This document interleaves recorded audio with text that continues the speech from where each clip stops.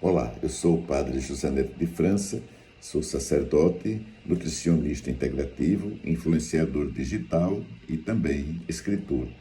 E quero conversar um pouquinho com vocês hoje sobre o Outubro Rosa, mais precisamente sobre o tema a importância da religião, religiosidade e espiritualidade na prevenção ou no tratamento do câncer. Mas antes, eu vou fazer algumas considerações sobre o Outubro Rosa e também o câncer de mama. Vamos lá. O Outubro Rosa, o laço rosa é o seu símbolo, é um movimento que tem como objetivo principal alertar a todos a respeito do câncer de mama e da importância de um diagnóstico precoce. Trata-se de um movimento internacionalmente conhecido, nascido nos anos 90, no século XX, quando a Fundação Susan G. Komen Forde Cure, não sei se a pronúncia é essa, distribuiu laços cor-de-rosa para os participantes da primeira corrida pela cura, promovida desde então anualmente.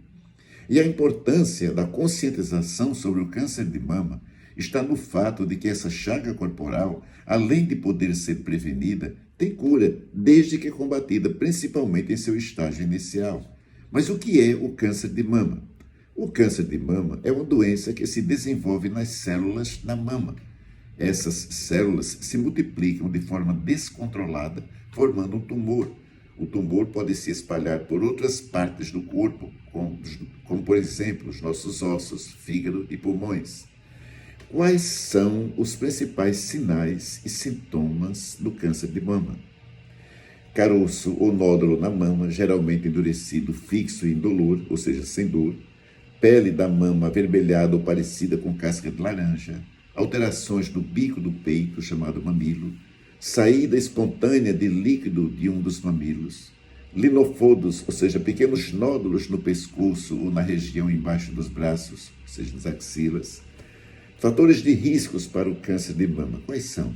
Não há uma causa única para o câncer de mama. Diversos fatores são relacionados ao desenvolvimento da doença entre as mulheres e também, claro, nos homens.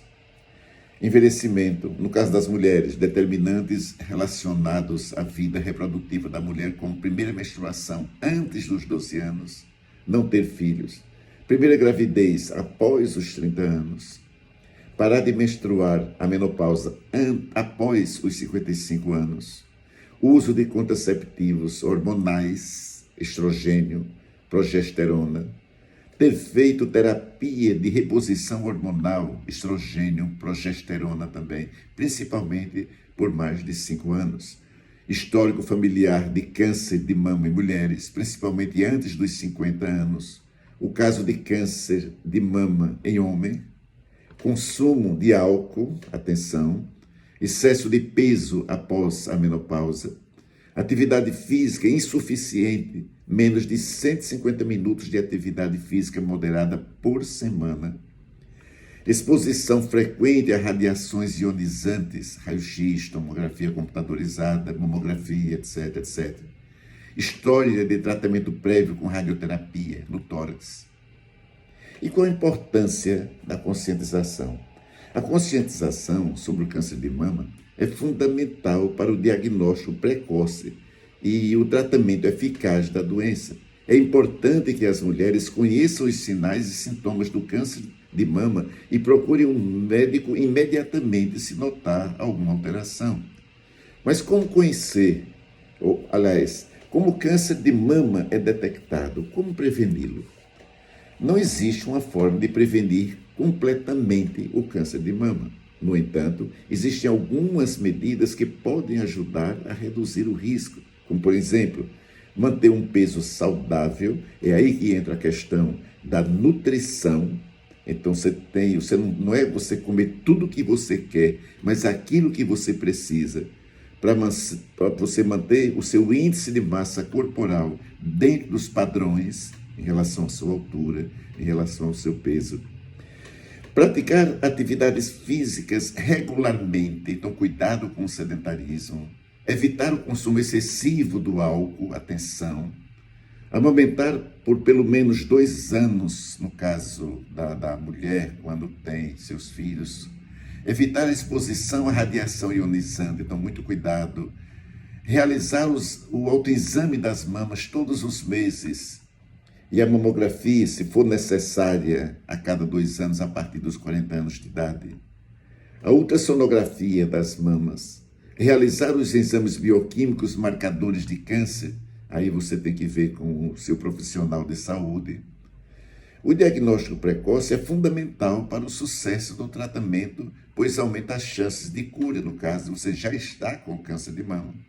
Fique alerta a qualquer sinal anormal das mamas e procure um médico imediatamente. O diagnóstico precoce pode salvar muitas vidas, inclusive a sua. Agora vamos para o tema mesmo que eu quero falar sobre ele para vocês. A importância da religião, religiosidade e espiritualidade na prevenção ou na cura do câncer. Vamos começar diferenciando entre religião, religiosidade e espiritualidade. A religião é um conjunto específico de crenças e práticas organizadas, geralmente compartilhadas por uma comunidade ou grupo. Então você pode ter a sua religião e todos têm que respeitar, como você também tem que respeitar a religião dos outros. Religiosidade vincula-se mais à concepção de divino, é de caráter processual e pode ter relação com o modo como o indivíduo acredita, segue e pratica uma religião. Espiritualidade está relacionada à busca de sentido, a uma transcendência ontológica, ao mergulho que se faz em si mesmo e que tem relação com valores e significados profundos que regem o ser, o que nem sempre se compatibiliza com a busca religiosa. No geral, uma prática individual tem a ver com a busca de uma sensação de paz e propósito. Muitas vezes a pessoa desenvolve uma religiosidade, mas não se apega à religião, não se apega à religiosidade. Então a pessoa tem que trabalhar toda essa questão que envolve o ser. Na verdade, em cada um de nós está presente essas 3 coisas: religião, religiosidade e espiritualidade.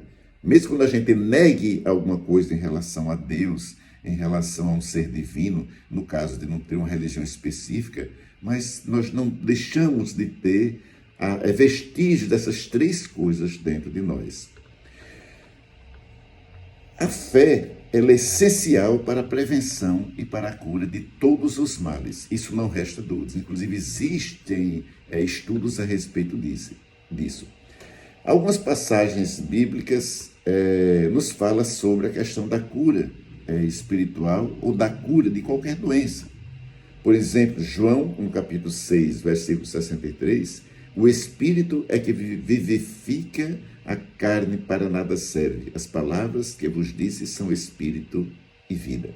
Ora, um espírito saudável, sintonizado com Deus, é fator positivo na manutenção da saúde do corpo e também na sua recuperação. Este versículo revela o poder da palavra de Deus, sua bênção sobre a vida e sobre o bem-estar humano. Então nós temos o poder nos dado por Deus, aí eu digo isso porque eu sou católico, claro, sou sacerdote, de cura para os nossos próprios males e também para ajudar na cura dos outros também. Agora precisamos acreditar. Para que acreditemos, de fato, precisamos confiar. Para que confiemos, de fato, precisamos buscar, de fato, a Deus.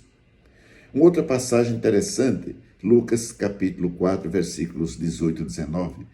O Espírito do Senhor está sobre mim, porque Ele me ungiu para evangelizar os pobres, enviou-me para proclamar a remissão aos presos e aos cegos, a recuperação da vista, para restituir a liberdade aos oprimidos e para proclamar um ano de graça do Senhor. E também o versículo 8 do capítulo 10 de Mateus: curai os doentes, ressuscitar os mortos, purificar os leprosos, expulsar os demônios. Então nós temos o poder tanto para a cura espiritual como também para a cura corporal. Só depende de nós mesmos. Não podemos nos entregar a qualquer situação que, aos olhos humanos, a lógica humana, seja de um risco extremo, como se fosse o fim de tudo. De jeito nenhum. Tanto porque todo fim é um recomeço. E vocês sabem disso. Todo indivíduo tem o poder de cura a si e ao próximo, como já disse. O ser humano é feito de energia, porém não sabe de todo o seu próprio poder de cura por não acreditar em seu potencial ou por estar conectado às suas próprias necessidades ou por não estar consciente de sua luz e muitas vezes por viver no automático. Nós não temos que viver no automático como se nós fôssemos um robô, de jeito nenhum. Nós somos uma máquina finíssima, belíssima, magna, grande aos olhos daquele que nos criou. E precisamos acreditar cada vez mais nisso. Mas como a religião, espiritualidade, religiosidade podem servir como ponto de apoio durante uma doença, por exemplo, ou na prevenção? Quando a fé sobrenatural supera a fé natural, nasce e se desenvolve a certeza de que o que importa é que há alguém superior a nós mesmos, ou seja, Deus. Aqui entra a religião, que é capaz de vir em nosso socorro, mas ao mesmo tempo que exige de nós uma contrapartida. Precisamos acreditar também em nós mesmos, enxergar a nós, aos outros, ao mundo de forma positiva. Em outras palavras, fazer tudo o que estiver ao nosso alcance para chegarmos à cura. É aqui que o milagre acontece. O fortalecimento emocional é imprescindível, principalmente para os pacientes com câncer. Daí ser importante que as práticas religiosas, culturais, sejam incluídas nas rotinas de pacientes com câncer, ou mesmo com qualquer que seja a doença. Lógico, sem desprezar os cuidados de um profissional de saúde. Não é porque, de repente, eu apareço com uma doença chamada de grave, que vou dizer, pronto, eu vou me entregar a Deus e Deus vai me curar. Tudo bem, mas eu preciso me curar também. Eu preciso correr atrás. A medicina, a nutrição, a farmácia, a bioquímica, são dons de Deus, são dons de Deus. Nós precisamos utilizar de todos esses dons que Deus nos deu. Estudos mostram a correlação entre a espiritualidade e a longevidade dos pacientes com câncer. O bem-estar do paciente canceroso pode ser favorável pela sua crença, já que esta tem o potencial de atuar na redução do estresse e da fadiga e na sua evolução positiva de sua dimensão biopsicossocial. Vê-se, portanto, que a religiosidade, a religião e a espiritualidade podem melhorar a experiência psicológica dos pacientes cancerosos, auxiliando-os nas tomadas de decisões. Por outro lado, dependendo da pessoa e seu histórico de vida, o auxílio psicológico terapêutico deve ser necessário, tendo em vista que ela pode hesitar no tratamento utilizando a sua religiosidade como argumento. Por exemplo, uma pessoa diz assim, eu vou confiar em Deus, eu não preciso de médico. Está errado isso aí. Você precisa do médico, você precisa do nutricionista, da nutricionista, você precisa do farmacêutico, da farmacêutica, você precisa de todas as pessoas que trabalham na área da saúde também. São dons de Deus, você precisa usufruir desses dons. Os dons não foram dados ao ser humano para ser jogado fora ou para uso estritamente pessoal. Não, foi para ser partilhado, colocado em evidência. Então, a cura existe, mas quando nós queremos de verdade ser curado. Esse negócio só esperar por Deus não funciona, não. Não é que Deus não queira, Ele quer, mas você precisa querer também e dar mostras exatamente disso aí. Em síntese, os pacientes têm necessidades espirituais que podem auxiliar na melhora dos aspectos físicos, emocionais e sociais. Então, a importância do autoexame como um simples toque pode salvar muitas vidas, no caso do câncer de mama, claro. A importância da espiritualidade, é claro, isso é fundamental. Então, que nós busquemos cada vez mais chegar a um consenso no que diz respeito ao que é que nós queremos da nossa vida.